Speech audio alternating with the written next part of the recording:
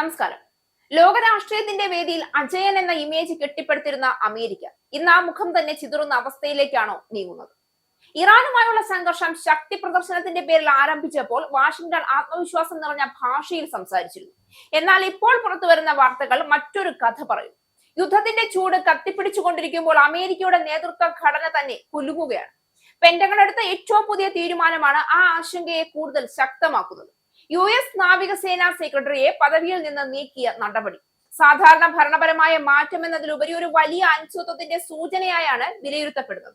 യുദ്ധത്തിനിടെ തന്നെ ഇത്തരമൊരു നീക്കം ഉണ്ടാകുന്നത് മുകളിൽ ഏകോപനം തകരുകയാണോ എന്ന ചോദ്യമാണ് ഉയർത്തുന്നത്. ഒരു രാജ്യം യുദ്ധം നയിക്കുമ്പോൾ അതിന്റെ ശക്തി ആയുധങ്ങളിലല്ല, നേതൃത്വത്തിലെ സ്ഥിരതയിലാണ്.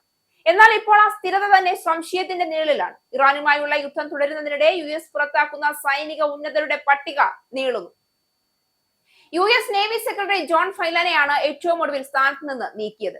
ജോൺ സ്ഥാനമൊഴിയുന്നതിനെ കുറിച്ച് പെന്റഗൺ പുറത്തുവിട്ട പത്രക്കുറിപ്പിൽ തീരുമാനം അദ്ദേഹം സ്വന്തം നിലയ്ക്ക് കൈക്കൊണ്ടതാണോ എന്ന് വ്യക്തമാക്കിയിട്ടില്ല. എന്നാൽ തീരുമാനം ഉടനടി പ്രാബല്യത്തിൽ വരുന്നു എന്ന് പറയുന്നുമുണ്ട്. കരസേനാ മേധാവി റാൻഡി ജോർജിനെ ഈ മാസം ആദ്യമാണ് പെന്റഗൺ മേധാവി പീറ്റ് ഹെക്സത്ത് പുറത്താക്കിയത്. വിശദീകരണം കൂടാതെയായിരുന്നു ആ നടപടി.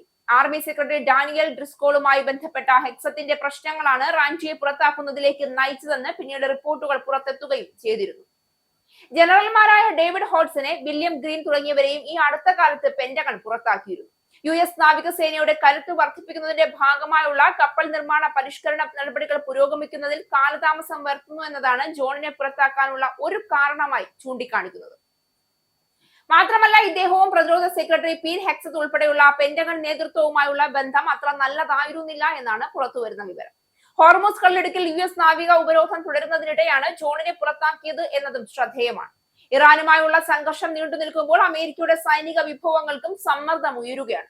മിസൈൽ ശേഖരങ്ങൾ കുറയുന്നുവെന്ന റിപ്പോർട്ടുകൾ ഭാവിയിലെ യുദ്ധ സജ്ജതയെ തന്നെ ചോദ്യം ചെയ്യുന്നു. ഒരു മഹാശക്തി രാജ്യത്തിന് ഒരു മുന്നറിയിപ്പ് മാത്രമല്ല, ഒരു സാധ്യതാപരമായ തളർച്ചയുടെ തുടക്കവുമാണ്. ഇവിടെ ഏറ്റവും ശ്രദ്ധേയമായത് നിർണായക സമയത്ത് നേതൃത്വം എങ്ങനെ പ്രതികരിക്കുന്നു എന്നതാണ്. പക്ഷെ ഇപ്പോൾ കാണുന്നത് അതിന്റെ വിപരീതമാണ്. ഒരു വശത്തെ കടുത്ത പ്രസ്താവനകൾ, മറുവശത്തെ പെട്ടെന്നുള്ള നയമാറ്റങ്ങൾ. ഈ അനിശ്ചിതത്വം സൈനിക തലത്തിലും ആശയക്കുഴപ്പം ഉണ്ടാക്കുന്നുവെന്ന വിലയിരുത്തലുകൾ ഇതോടെ ഉയരുകയാണ്.